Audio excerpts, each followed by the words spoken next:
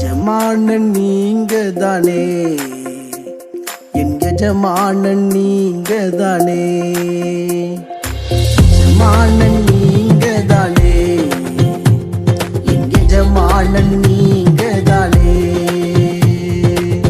உன் கரத்தையே நோக்கிடுவேன், என்னை என்றும் நீர் நடத்திடுவேன். ஆண்டவராகிய இயேசு கிறிஸ்துவின் நாமத்தினாலே உங்கள் அனைவருக்கும் 2239வது காலை மன்னா செய்தியின் மூலமாக உங்களை சந்திப்பதில் மிக்க மகிழ்ச்சி அடைகிறேன். தேவனாகிய கர்த்தர் இந்த இரவு முழுதும் பாதுகாத்து அற்புதமாய் ஒரு புதிய நாளை தந்திருக்கிறார். அவருக்கு மகிமை உண்டாகட்டும்.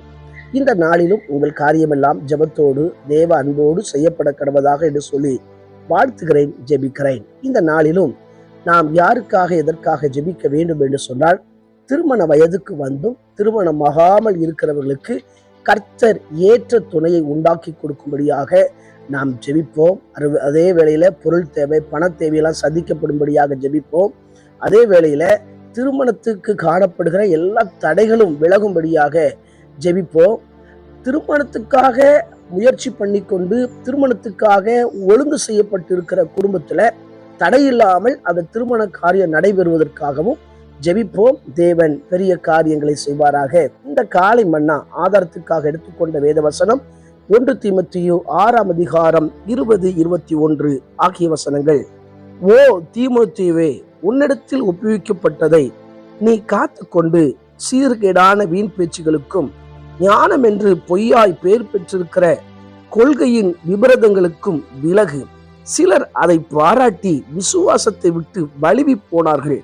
கிருபையானது உன்னோடு கூட இருப்பதாக. ஆமென். எனக்கு பிரியமான கர்த்தருடைய பிள்ளைகளே, அன்பார்ந்த தேவ ஊழியர்களே, அருமையான நண்பர்களே, தீமோத்தேயு ஒரு இளம் ஊழியன். அந்த இளம் ஊழியனுக்கு அப்போஸ்தலனாகிய பவுல் அவர் எச்சரிப்பையும் அவர் மேல் இருக்கிற கிருபையும் அவர் சொல்லுகிறார். அதாவது தீமோத்தேயுவிடம் கொடுக்கப்பட்டதை காத்து கொள்ள வேண்டும் என்று அவர் சொல்லுகிறார். அதாவது ரட்சிப்பு கிருபையாய் கொடுக்கப்பட்டிருக்கிறது, அழைப்பு கிருபையாய் கொடுக்கப்பட்டிருக்கிறது, அபிஷேகம் கிருபையாய் கொடுக்கப்பட்டிருக்கிறது, ஊழியம் கிருபையாய் கொடுக்கப்பட்டிருக்கிறது. நம்மள்கிட்ட கொடுத்த இந்த காரியத்தை நாம் காத்து கொள்ள வேண்டும். இதை காத்து கொள்ளப்படாதபடி சில நேரங்கள்ல சிலர் எப்படி இருக்கிறாங்க அப்படி கேட்டா, வீண் பேச்சுகளுக்கு இடம் கொடுத்து, ஆகவேதான் சொல்லப்பட்டிருக்கிறது சீர்கேடான வீண் பேச்சுகளுக்கு. நம்ம பேசுவது தவறல்ல, ஆனா நம்ம தேவையில்லாம பேசும்போது நம்முடைய அழைப்பு, அபிஷேகம், தீர்மானம், ஆண்டவர் இதுக்கு விட்டு பிரிக்கிற எந்த காரியமா இருந்தாலும் சரி, அது சீர்கேடான வீண் பேச்சுக்கு. சில வாலிபர்களை எடுத்துக்கொண்டா, சில விஷயங்களை தெரிஞ்சவங்களை எடுத்துக்கொண்டா, அவங்க எப்படி இருக்கிறாங்கன்னா, நான் மட்டும்தான் எனக்கு பேச தெரியும் சொல்லி அவங்க பயங்கரமா பேசி ஆண்டவரை விட்டே விலகி போறாங்க. அப்படிப்பட்டவர்களா இருக்கக்கூடாது. சில வாலிபர்கள் எடுத்துக்கொண்டா, அவங்க தேவையில்லாம போன்ல பேசுறது, தேவையில்லாத ஆட்கள் கூட ஐக்கிய வைக்கிறது, ஞாயிற்றுக்கிழமான சபையில வந்து ஆராதிக்கிறது, மற்ற நாட்களை இஷ்ட போல வாழும்போது கர்த்தரால் அங்க செயல்பட முடியாது. நம்முடைய பெயருக்கு அது கெட்ட பெயரை உண்டாக்கும்.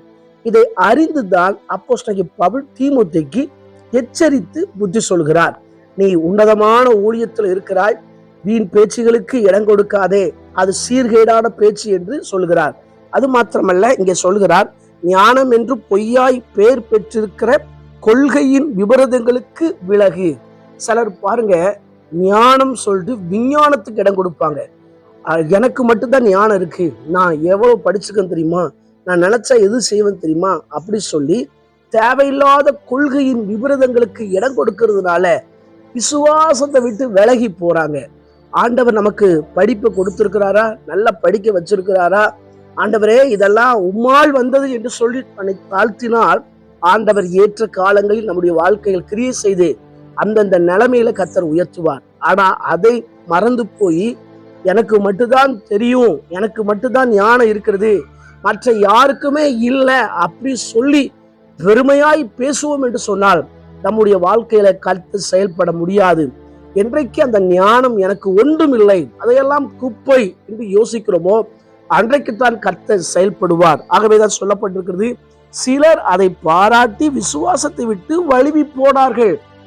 ஞானத்தை பாராட்டி பாராட்டி நான் எவ்வளவு படிச்சிருக்கேன் தெரியுமா, ஏன் அழகு என்ன தெரியுமா, இப்படிலாம் அவங்க தன்னையே பற்றி புகழ் பேசி அவர்கள் சில கிருபைகளை இழந்து போயிட்டாங்க. ஆகவேதான் அப்போஸ்தலனாகிய பவுல் சொல்கிறார், கிருபையானது உன்னோடு கூட இருப்பதாக.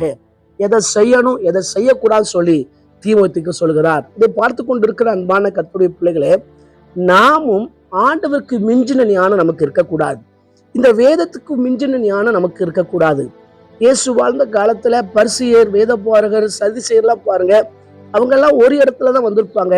அவங்க உயர்த்தப்பட்டதாக சொல்லப்படல, ஆனா விமர்சனம் பண்ணது சொல்லப்பட்டு இருக்கிறது.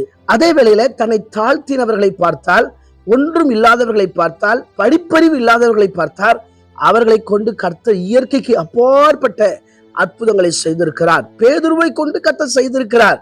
ஆனால் ஞானவான்கள் சாதித்த சரித்திரம் இல்லை. எனவே நம்முடைய வாழ்க்கையில ஆண்டவருக்கு பிரியமாய் வாழ்வோம்.